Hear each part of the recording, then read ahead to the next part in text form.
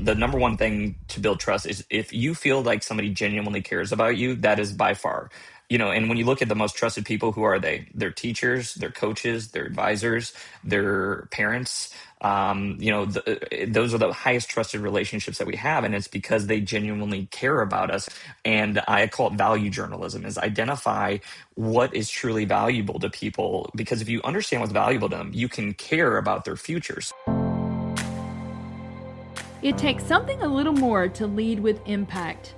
I'm Lisa Nichols, author of Something Extra, and this podcast was inspired by our daughter Allie, whose additional chromosome has shaped how I see people in leadership.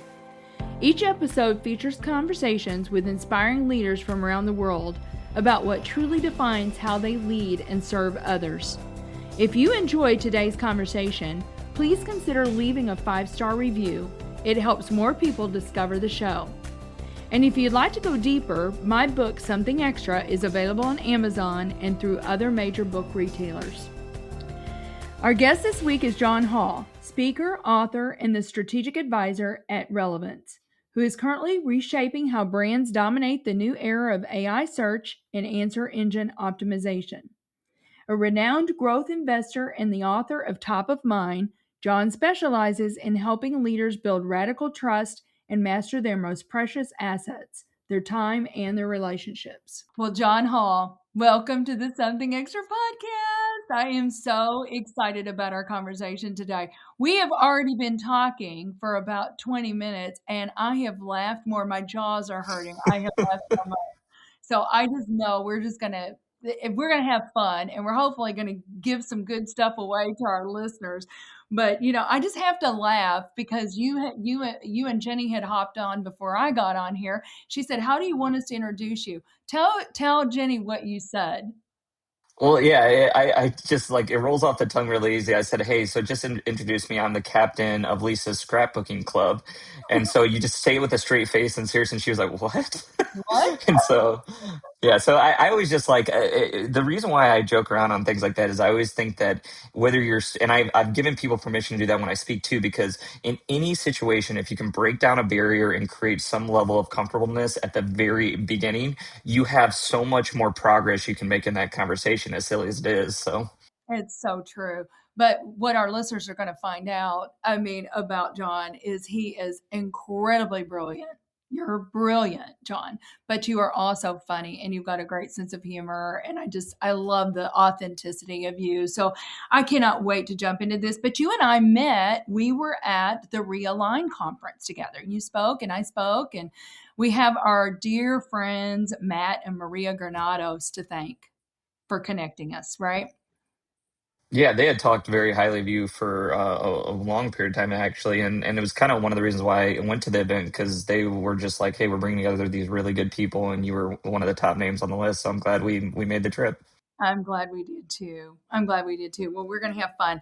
Well, I know that you're originally from Peoria, Illinois, but you Hmm. live in Columbia now. I think you went to Mizzou, right? Yep, yeah, went to Chris? Mizzou and ended up staying there. Yeah. Well, here's what I really want to talk about. John, I was looking at your bio, and you're not that old, really, but all the things you've done, I counted up 20, and I'm just going to name a few of these, okay? You started out with the Affordable Equity Partners. You've been a teacher at University of Missouri at Mizzou.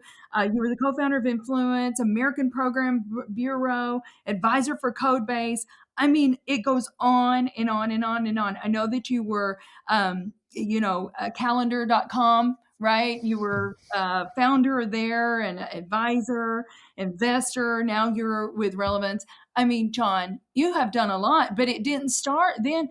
You started like this entrepreneurial journey when you were in third grade. Yeah. I started a lunch brokerage business when I was in third grade, and I would basically find out what kids valued. Then I'd talk other kids into talking their parents into packing that in the lunch, because then I knew that, like Gushers, you could get this for, Twinkies, you could get this for. And so then I would, find out what was valuable, identify the supply, get them to change the supply so that it was the highest valued. And then I'd, sell to different grades. And I actually got in trouble for it, where the principal called me in because I was disrupting missing the lunch because there was a lot less hot lunch going on, because I was able to kind of disrupt that. So yeah, that was my first kind of Entree. entry into entrepreneurship, or at least like, and also just understanding what people value. The more you understand what people value, the more you can build real relationships and also, build success. Hmm. Yeah, and I think that's probably been one of the secrets of your success with all of your different companies and what you're doing now with Relevance. But you know, this was remarkable to me too. But by the time you graduated college, I think you were a millionaire by the time you graduated college because you bought a home and you flipped it, right? And started your own real estate company, John. Yeah, so what I did there is same thing. It's you identified at a young age. I mean, it was kind of a crazy situation because my freshman year, I was supposed to actually go to Miami of Ohio. I ended up going to Mizzou because I read a bunch of Nicholas Sparks novels. I thought I was in love and meet this girl on a trip, and ended up she didn't end up coming there, and so I was like actually lonely because I was like, what the heck am I doing? So I didn't know anybody. Ended up making friends with people in the dorm. One I'm still friends with to this day, but then another one was a new friend that I ended up going into, or we went to a party together. I left. He ended up staying. He tried to break up a fight and was murdered. I know that's a crazy situation, but afterwards, I was in depression, and so when I was in depressed on kind of how the world was going, I got out of depression by kind of working hard, and I got multiple jobs. I saved money and just kind of tried to not focus on it. Well, the business that was created from that kind of sadness and motivation to kind of take my mind off it was a real estate business where I'd identify what people needed in housing, and I'd meet students at events, and they'd say, "Hey, I want this," and I'd say, "Okay, great. If I can find that for you, will you sign a lease?" And so I'd get it pre-leased, go to the bank, and even though I only had like I think I saved $7,000 to when we did our first home, it allowed me to find value, identify it before, go to a bank and kind of talk them into it and say, hey, and so I started doing that. And by the time I was a senior, I had done it, I think 8 or 9 times, and maybe even more than that. And yeah, I had a real estate portfolio around student housing in Mizzou, which ended up being pretty valuable. So yeah, it ended up, the reason why I explain it is that a lot of people just focus on like oh yeah, I was a millionaire or this. And I instead of saying that, I like saying the real story of like, hey, like there was tragedy, there was reaction to tragedy, there was people that supported me throughout that. And then there was getting on a page where you could add value for others. And then it resulted in success. And that's kind of a, formula rather than just being like, yep, I made a bunch of money in college. So Yeah, your motivation behind it, and like you said, finding out what was important to people. I mean, you still carry on that mindset today, and there is a mindset with an entrepreneurial kind of mindset. You know, I mean, a lot of people don't even develop that mindset, maybe ever, John, but certainly later in life. I mean, 19, 18, 19 years old, that was a pretty amazing that you had that mindset of, you know, finding out what was meaningful to other people, and the risk too. I mean, taking the risk. I mean, did that ever come into your mind, like thinking about risk reward, or I mean, what gave you the courage, you think, to just try something that you'd never done before? yeah, I'm actually a fairly risk adverse entrepreneur. As funny as that is, like I didn't make that jump until we knew the numbers worked. That even if it wasn't going well, that I was still not going to be kind of like in a bad place. Even to this day, out of our entrepreneurial friends, I would be consider myself risk adverse, Mhm. because some of them, like even my one of my business partners now is like he's like, oh yeah, let's double down on this, let's do this, and I'm just not wired that way. I'm wired in a way where like I'm okay with hitting singles, and I'm okay. I don't need to go for a grand slam. So a lot of times when you go for the grand slam, you hit it, and you hear those stories of the grand slam, so you want to hit that grand slam. I'm a fan, whether it's like a Warren Buffett style or others. I'm a fan of identify value for others, surround yourself with good people, and be okay with just compounding and building. And sometimes, as funny as it is, I've been able to hit some big I hit some things at some unique times, which have been great. But at the same time, is that my mindset is still like hitting the single, being calculated, actually being thoughtful. And so I'm just a different type of entrepreneur where I'm not like, hey, let's put it all. I've never put everything on the line, even when that $7,000 $100,000. That first deal, I had a business partner. We had pre-leased. We had these things going for us. I was one of the tenants too. There was such limited risk there. So I don't want to. I think a lot of leaders act like they're just like such a brilliant entrepreneur in a way where it's like, yeah, I put it on the line and I was right. And mine was just like simple, like, oh, this kind of makes sense, and I set this up in a structure that is risk adverse, and then I've built on it for 20 years. So Yeah, I mean, we're very much the same way. I mean, I just say slow and steady wins a race. There could have been times probably where we would have taken on more risk, but just slowly. So I think that's a really good word for our listeners. I mean, that hitting that grand slam, yeah, it might happen, but it's the things that you do day in, day out with consistency, I think, that really make the difference. Now, this is funny to me because you have really built your businesses, everything around relationships. Relationships are like the most important to you, John, mhm. but you have a master's in accounting. Yeah. Hmm. Tell Yeah. me about those two worlds because I have an accounting degree as well. And I'm like, I just tell young people all the time, listen, there were not assessments out there when I went through school. Grateful that I've got it, but yeah, I'm very much more of a relationship person. Tell me about those worlds and how they collided for you. Yeah, as funny as it is, I don't like accounting. And I got my master's in it, but part of it was because I knew I wanted to be good at business and at that age, and I'm a fan of like working on your weaknesses. So because a lot of times your weaknesses are something that will just kill you, but you don't need to I want people to focus on their strengths in a way, but also it's kind of like sometimes if you don't work on your weaknesses, even though you have a great strength, that weakness will bring you down. So I looked at it as I was good. I always valued and I enjoyed relationship. I love, like, we're wired in that same way. We when we get on the phone together, we're just so happy to see each other because we, value the relationship there. What I don't enjoy is finance and accounting and those things where I kind of told myself is that if I go to school and finish out this way and I'm made to do this, then it's going to make me know this, understand this more, be able to make better decisions. So my advice there is, like, I know it seems like counterproductive, but if you do have an area that you know is going to be important to your future and you don't enjoy it, still try and be good at it because it's important to your future. And now, like, my director of finance, who's in the office next to me, I can speak her language. Like, I can understand where she's coming from when she's like, Mhm. hey, like this. And I'm like, okay, you're right. This makes sense. And as funny as this, like, my business partner on a lot of deals does not understand that. And then I can translate it to him. It's like, hey, like, I was just on a call where I was like, hey, like, these numbers affected because of this. And he's like, well, why don't we do this? And I'm just like, so I think that a lot of times education and learning is about how can you make yourself the best version of yourself and not necessarily what you want or like to do. And so I do want people to like what they're doing and play to their strengths. But I also think a part of education is making sure you are well rounded, and that's a part of relationships. I have a strong relationship with her because I can speak her language Right. and relate to her. And that's where, like, I really try to educate myself to support relationships. So, like, even if I don't like something, like, I didn't like plays, but at the same time, I run into a lot of people who like plays in this. So I made myself understand, and I actually started understanding the beauty in them after I educated myself. Yeah. So I think that as funny as it is, relationships is still number one for me, but I try and learn so that I can support those and relate to people better. Yeah. Oh gosh, there's so much that you just said that's so good. Because those weaknesses, I have a friend, John Renee Vidal, that is NCAA seven-time champion. He's now a collegiate tennis coach.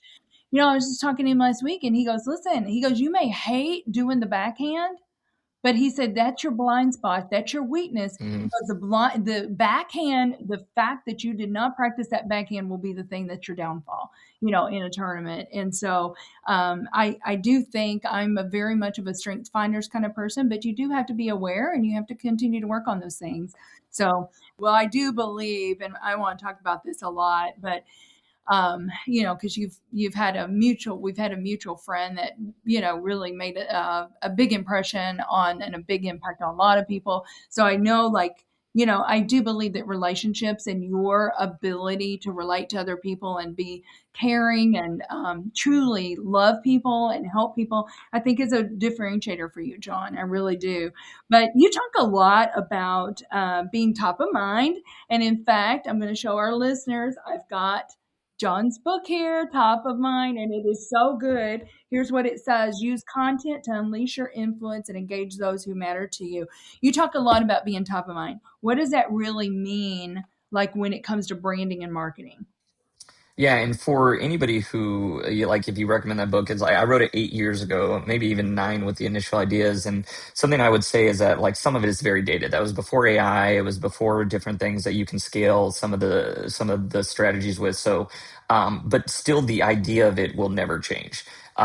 Because the way that humans connect and the way that our memories work is that the more we're connected to someone and we show up in their long-term memory, the more opportunity can happen.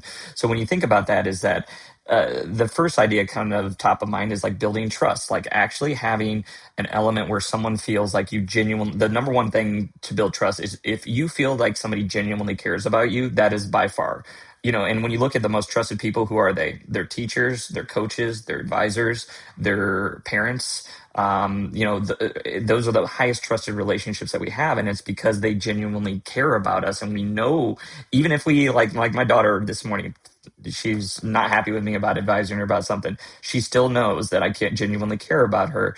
And that's why there's a level of trust with us that just is super strong. So you've got to first form that. And that's where, genuinely actually keep an eye out for people. So I always try to end relation, even before we got on here, I was like, hey, is there anything I can do to be helpful? And I call it value journalism, is identify what is truly valuable to people, because if you understand what's valuable to them, you can care about their future. So if a connection, if Taylor Swift tickets are valuable because their kid really want to do that, and we have a connection there, that's valuable, and I care about them, and I'm like, hey, I can do this. Or, and by the way, I don't have Taylor Swift hookups there, but I was just giving an example. But but that can be like kind of a personal one, but there can also be a, hey, we were just talking, and you're talking about Nick V, and I was like, you know what, I have a nice connection in film financing. Maybe I can connect the dots there. And I'm not doing it. I'm not going to be like, hey, by the way, man, I want a 20% referral fee on if anything happens. No, it's like, it's No. not legitimately that. Now, we do have structures of, it is good to align incentives sometimes, but I think genuinely the vibe that you can, if you, behind top of mind, is form that trust, care about others, do value journalism where you identify. And the reason why I call it journalism is because it's beyond just one question. If you say, hey, what's value? Like, oh, send me a client. Okay, well, what about your clients? Because you just say, send me clients, I'm not going to send you clients, because Right. I'm not going to send people unless I know that they're the right fit. It's going to be mutually beneficial. So you have to ask more questions. So once you get that, then it is understanding how you can consistent, what we call trust touch points, where even if it's like on someone's birthday, hey, checking in, I sent 3 birthday messages this morning. I have another friend that has health issues. I have on my calendar to check in with them. You start creating these processes to stay top of mind, and it's not just for business value, it's also just for relationship value, because the more you kind of do these trust touch points, the more you have a real connection. And the real and you, I'm not saying it has to be once a month, but like, even if you're touching base, like I have a friend, I have coffee with him once a year, we have a real deep conversation, and if we run into each other, great. But he knows that if I can help him, he'll come to me. I know that vice versa. So yeah, that's what the idea behind top of mind is, that the more you kind of build trust and have consistent trust touch points, and then I give examples of that, then you can actually have a relationship where when something comes up or there's an opportunity, typically there will be the connection that happens that is mutually beneficial for everyone. Hmm. Yeah. And I mean, John, with Relevance, you guys are using AI and you're optimizing with AI, all that. But I will tell you this, for our listeners, this is an awesome, awesome book. I mean, there's so many different practical practices in here. It's one of these that, I've been reading it and I've just been thinking, gosh, I just really want to slow down and really dig in and dig deep, and go over it again and again. Sometimes I have to read things a couple of times, I'm just telling you, to really get it into my DNA. But I highly, highly, highly recommend John. I highly recommend his book. So, and we just kind of talked about this, but this is your philosophy, is really radical helpfulness. And I love this, John. You say that you do not keep score when you're helping people in a world that feels transactional. I mean, you want to be genuine. You really do, want to let people know that you genuinely care about them. And I love that. But you have a friendship with a friend of mine, the late John Rulin, and I know John clearly impacted you deeply, John. But what are some of the greatest lessons? And a lot of people knew John Rulin. He wrote the book Giftology, and just this radical, generous giving, and thoughtfulness around gifting, right? But what are some of the greatest lessons that John taught you about relationships in life, John? Yeah, I think a couple of them, like the first one was like curating good people and getting behind them and support them. So like what I mean by like we're not, it's not our position to judge others, but when we identify someone as someone who is serving others, and it's kind of like why I was connected with you, where I'm like, oh, like genuinely, I think she's trying to serve others and do good. Like, yes, is she going to make a money on the way? Does she have a business? Yeah, that's perfectly fine. But I like getting behind those types of people, and he did it for so long. When we started kind of combining circles, there was all these like genuine good human beings that we were like, wow, like you can have real conversations, you can identify how to serve others more, you can build companies where the people are treated well and the clients are served better. And so like that was really cool, because when we kind of combined our networks together and we both had aligned values, I'd be like, oh, like it was never like a, hey, introduce me to somebody who has this much money or this or whatever. It was like, hey, good humans that and it's funny because like I could get a connection to a billionaire and then nothing happens. Then I get a connection to somebody from Ruin, and you genuinely look out for each other. Like I mentioned Justin Donald on the call, like that was an intro where Donald like is super successful now, but back when I met him, he was kind of leaving Cutco and starting his own kind of brand and lifestyle investor. And it's funny just because like I didn't even barely know him, and Ruin was just like look out for him. So he had a situation where he needed to be in Columbia, Missouri, where I barely knew him, but I had an extra rental, or basically a property that was really nice that I had some flexibility. And I said, hey, you got to be in here because of this challenge that you have. Just stay there. Don't worry about it. I'll take care of it. And I go, I will even watch your kids personally because you have to take care of this stuff. And he's like, what? Well, it's kid. And I was like, and so he's like, you're really willing to do that? And I was like, yeah. And he was like, and that was coming from Rulon, where he's like, when you have this curation in these like kind of networks, like, and this, that was a situation where, it put our friendship on a track where like I mean, I just texted him the other day. It's like, hope things are going well in this. And we're just in such a comfortable mode. But like, I've helped his business. He's helped me out. And so I think that that's the first thing with Rulon, is that like, when you kind of identify someone that's on a track that they can, really do a lot of good in the world, then, support them. And I'm not saying if somebody comes up and they're like, because I do think I also have the side of me that when people are struggling, you need to serve them as well. But I think that that's one of the things. And then the other thing is with Rulon is that like just when you kind of identify, like I have this thing programmed in me from him, when someone like needs something, or like they're in a vulnerable state, where it's like, hey, like just be there, serve them, because it's like no matter what, like that is a way to connect with someone when there's like, let's just say somebody recently was having health issues, so it was like, hey, do what you can, identify what would serve them better. And like a lot of times he would do these thoughtful gifts for like celebrations, but he would also do thoughtful gifts when someone needed it at the right time to kind of get them on track. So I think that I have it ingrained in me that when you get behind, people that, and you kind of create a network of not people just because of money or their status, but just because the type of person they're and the path you can support them on.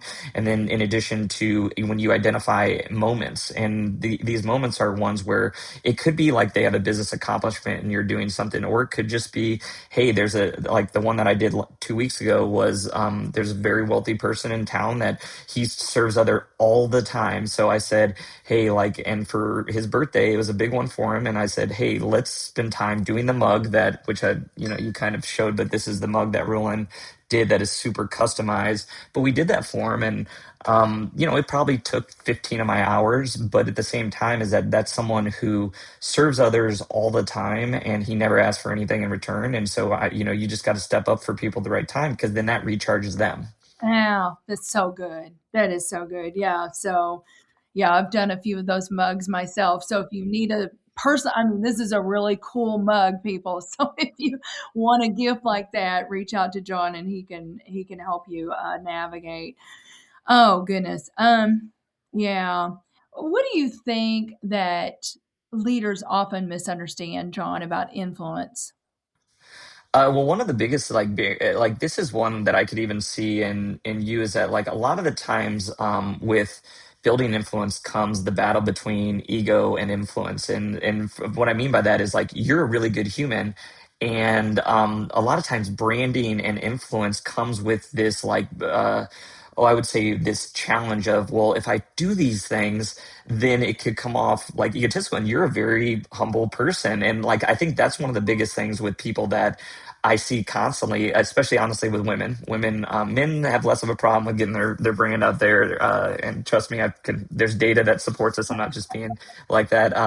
But I think that with influence, you got to look at like, why are you building it? And you're building it for the right reason. And what I've talked to you is like, you're a vehicle for trust in this, for your company. And I think a lot of times people are, have imposter syndrome, or they have this like, oh, if I come off wrong. And I think that, and what I try to tell people is like, look, like, actually, one, we need more people that are humble and are out there. Like the friend I was just telling you about, is a very successful company, and I have to like fight him to you like to accept an award, and I have to do this. And so I would say that reduce your barriers to get your brand out there is, but genuinely try and do it for the right reasons. Like when I talk to you about your brand, you're doing it for the right reason. You're not like, hey, I like doing this stuff because I want the personal attention. You're doing it because you have a good company, you have a good brand that you can actually create opportunities for people. So I think the first thing is like get past those self-imposed barriers, and that happens. It's a strength and a weakness. Your strength is that a lot of times you're humble, thoughtful, and look out for others. The weakness is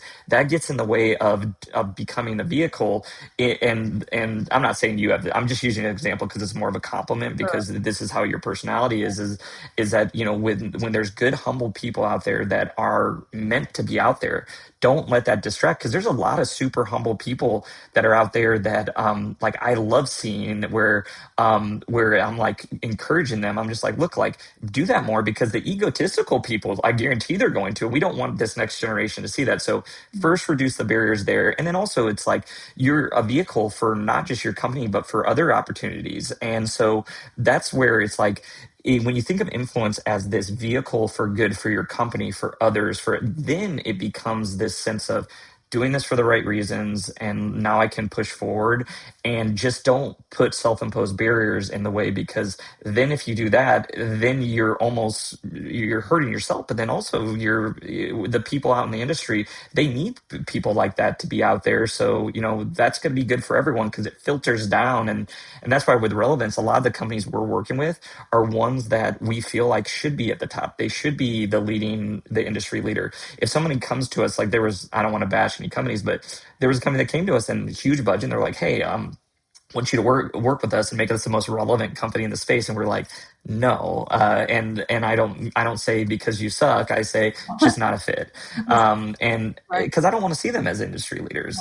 Because honestly, it's like the way that they treat people, the way that their agenda is, it's definitely not coming from a good spot. So I think that I try to gravitate towards the people that should be the industry leaders. And if we all do that, it's a spread effect, because it's kind of like a company. If a company leader is good, the employees typically are, you know, in a better place. Same thing with company industry leaders in a sector. If the sector leader is good, it filters, and the other companies tend to follow suit. Yeah, that's so good, John. That's so good. My brain was going, 200 miles an hour thinking, yeah, it was so good. I love that. But we do need to take a quick break, and we'll be right back with John Hall on the Something Extra podcast. Hey there. In a challenging business climate like this, savvy leaders look to technology to find an edge. This can mean the difference between staying ahead of the curve or playing catch-up. It's time to collaborate with the highly skilled experts at Technology Partners. Our team of technologists draws upon decades of experience for your project, with each bringing a passion for solving problems and a track record of success. How can we help you overcome your biggest technology challenges? Visit technologypartners.net to book a free consultation with one of our leaders. So welcome back, everyone, to the Something Extra podcast with my friend John Hall. Boy, have we been having fun. You are just a wealth of wisdom and insights and just fun. You're just fun, John. I just love being around you. But I want you really to talk now about relevance and what you're doing today. And like I said, I mean, John has been part of so many different companies. It's really incredible, and he's not that old, so it's just really incredible all the things that he's been allowed to do. But I want you to talk a little bit about relevance. Tell us what relevance is. And I love this mindset of you, John. And I just think you're talking about humility in our segment before. You're a humble, very humble person too. In fact, today you've got on a hat that says "Be humble and kind," and I love it. And so one of the things I know that you do at Relevance, there's no job that's beneath you. Whether it's fixing an air conditioner or taking out the trash, that mindset's really important to you. But tell us about Relevance, and then tell us about that mindset, if you would. Yeah, well, actually, I'll start with the mindset because it started when I was doing the real estate company. I worked for a larger company while I was building that, and the boss there was very I eat first, then once I'm done with kind of my servings, then you can as a entry level employee, or here's parking spots for the executives, and then the entry level people you park in the back type thing. And I remember how it made me feel doing that. And I remember, and there's modeling, role modeling, and there's opposite modeling. And what I love about opposite modeling is that I looked at that and I said, I never want people to work under me and feel the same way I did as, this person who was working my butt off, but then this kind of like cog in the wheel, or just not valued. And because that's how it made me feel. So I think that, I try to eat last when there's, a company meal, or I think like a lot of times, like I'm out there pulling weeds or doing things because I think that it looks, the more you say like, hey, like I'm here, it's kind of like the Ted Lasso, like I love that show because it's like the more that you can say, hey, like I'm not above you. I'm not like, I'm certainly not smarter than some people in the building. I've just had some experiences and I've been blessed in a certain way that it's like timing lined up. God's given me gifts at certain times and there's certain reasons. So I think that the way to kind of, support others a lot of times is just to say, hey, I'm not above you and I'm here to support you. And I think that's a little difference. It was something that I changed in leadership over the years because I wanted them to feel like they were very valued and I appreciate them. So, and then with relevance was just following value. Again, I when we sold Influence, which was the company we started in 2011, and ended up being one of the larger creator and distributors of expert content and media. Sold that in, I think, 2018. I had no intentions on being involved with a service company again. Like no interest. We started investing we acquired calendar.com. We invested in Gab Wireless. And that was purpose investing. It was like, hey, and like, it was funny because I was like, safe kids technology was a very important part of what I thought our next generation needed. So we invested in it very early on, and now it's like a several $100 million company. And it's really cool to see that, because that's where like, hey, like let's do some good. But then what happened was, as we were investing in Gab, as we were doing some of these things, the need for growth marketing and organic marketing in particular, like trust building and stuff, came into place. So we basically had a side kind of company that was started out with like 5 people, where it was like, hey, like we want to use this on our investments because we, one, had not had a lot of great experiences with other agencies. And so we were like, well, we'll just have like a team that does this. So then we had friends that were like, well, can they do it for us? We're like, sure. Then we had other like large companies that were like, well, can you do it for this? Then it was like 10 people. Then it was 15. And then what happened was we made an investment in AI technology and a company called Adigi, where we actually, one of my best friends who lives 2 doors down from me was like, hey, there's an opportunity here. He ended up leading those efforts. So then we had a sister company that started from there and was investing heavily in AI technology and kind of the tech side of things. Well, then what happened was we had kind of 2 parts of relevance. One that had a lot of media connections, and one that was really good at content and SEO and things like that. Well, so what happened in the last like year or two, where we've had a significant amount of growth because the demand for our services has gone up significantly, is because these 3 areas, where we had a separate company, we had 2 parts of relevance, they all became the biggest parts of AI visibility. So when you look at how you show up in ChatGPT, how you show up in Gemini, how you show up in this new world of marketing, the 3 components that are very important are technology and AI, so that your data on your site is consumable, that you're actually set up structure wise for AI to understand your brand, what's being talked about. And we had a company dedicated towards that. Then also content and actually thought leadership and SEO expertise, which that's the next kind of phase where, just think about it. If you're an AI crawler, you want it to be consumable, set up the right way. You want to actually trust the company, and actually that they have a good source of information and it's set up the right way, so they understand SEO and the thought leadership aspect. Then the next element is the PR media, which a lot of companies just don't have, because either there's PR agencies over here, or there's a content agency here, or there's an AI tech. We just happen, and I'm just telling you honestly, Lisa, we did not plan it. We weren't like, hey, in the future we're going to be ahead of AI visibility and this. It legitimately, like last year, we were like, let's combine these. And part of it was because it just naturally happened. And then all of a sudden we hit the ground running. And then on top of that, we had invested in a company that owned media properties where we could test these strategies. So just imagine a publication is starting to struggle. We'll buy them, fix it up, and get it running again. Well, we have these media places where we can test these strategies out too. So we have these synergies with these three areas. Then you have a playground to play at, because everybody can say best practices and, oh yeah, I learned this on from some big company getting content. Right. We actually had a playground to play in. So that's where it evolved into. Now we're really known as this AI visibility leader that understands, how to fill gaps with your current marketing strategy so that you can be set up for the future. Because that's the key thing right now, is that everybody's excited about AI visibility, but you still need to kind of naturally translate where you're filling gaps in your current kind of strategies that you're doing, and setting it up where there's some short-term, results, but you're moving towards these long-term, because this is where in the next year or two, everybody's moving towards this kind of AI is helping me make decisions. So that's where Relevance has kind of got on this really great growth path, where we're helping people fill those gaps, set up for the long term, get the short term kind of systems going, where you're set up to basically this next phase. Because this next phase is the biggest change in sales and marketing that's happened in 20 years, which was when Google came out. When Google came out and they started doing ads and things like that, that's where the most category leaders were starting to be created. When you look at like Adobe, HubSpot, a lot of those types of companies, Salesforce,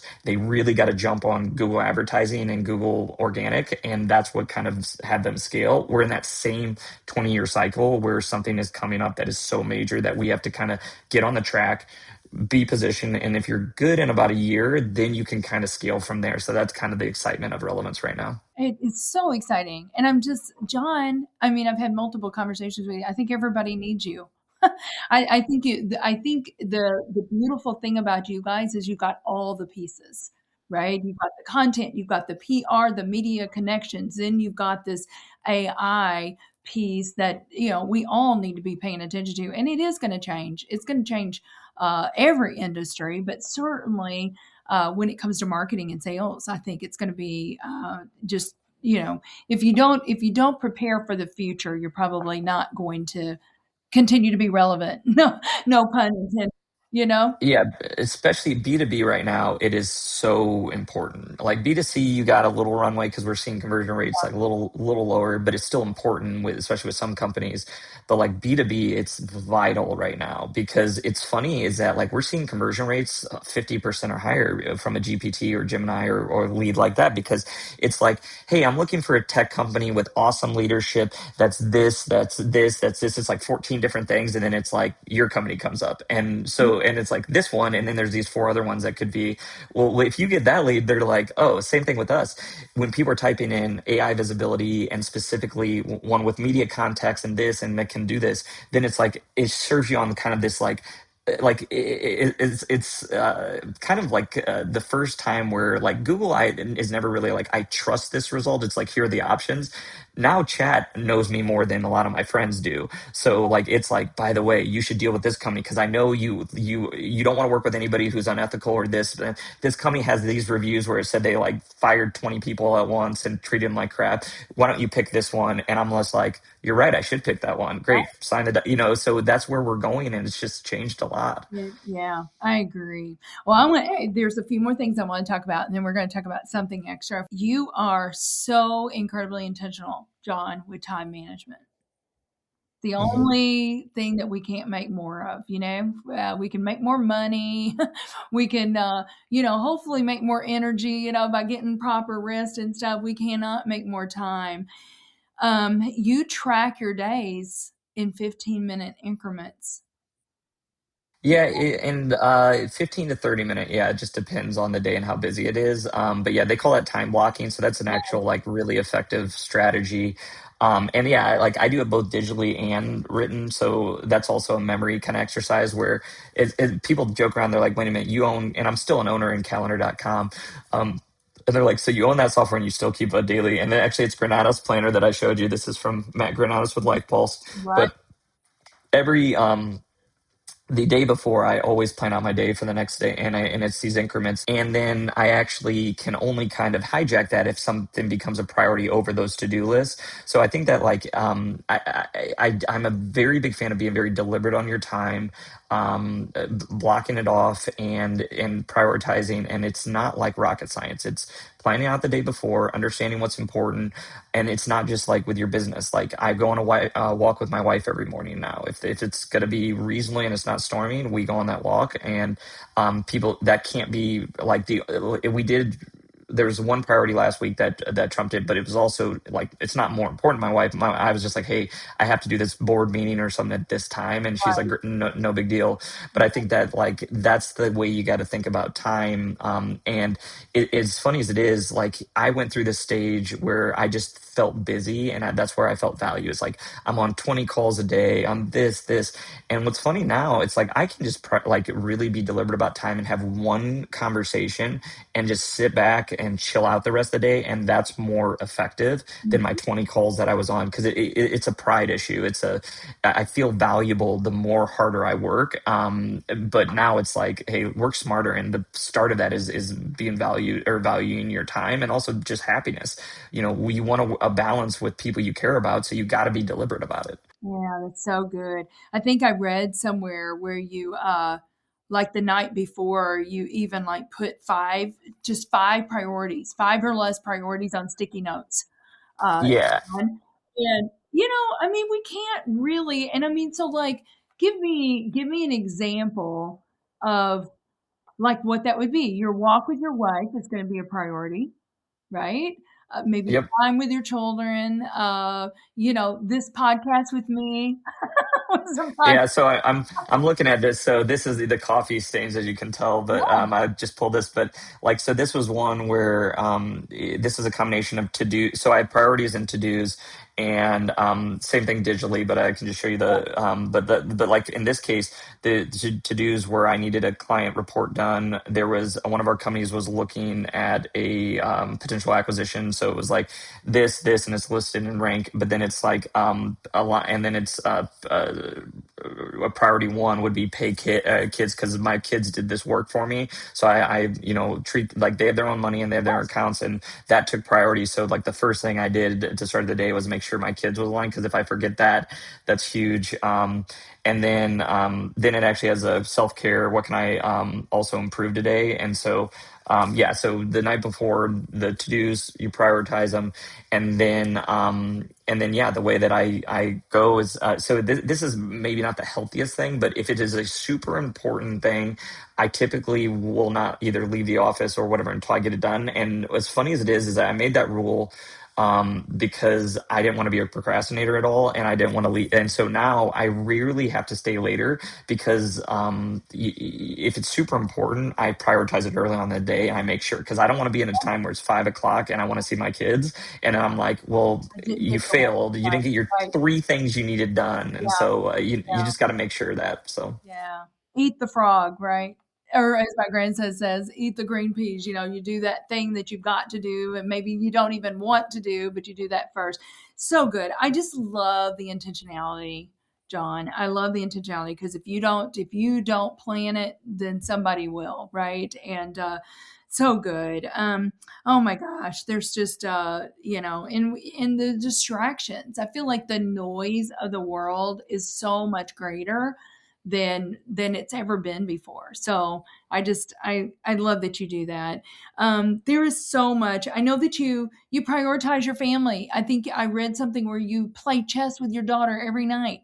which is so awesome. I bet she's getting really good, John. Well, that evolves. Now we're playing volleyball every night with Oh, that specific volleyball. daughter. So Yeah, that changes. I don't want you to think that my daughter yeah, plays chess for her whole life, but yeah, she knows how yeah, to play it well. yeah.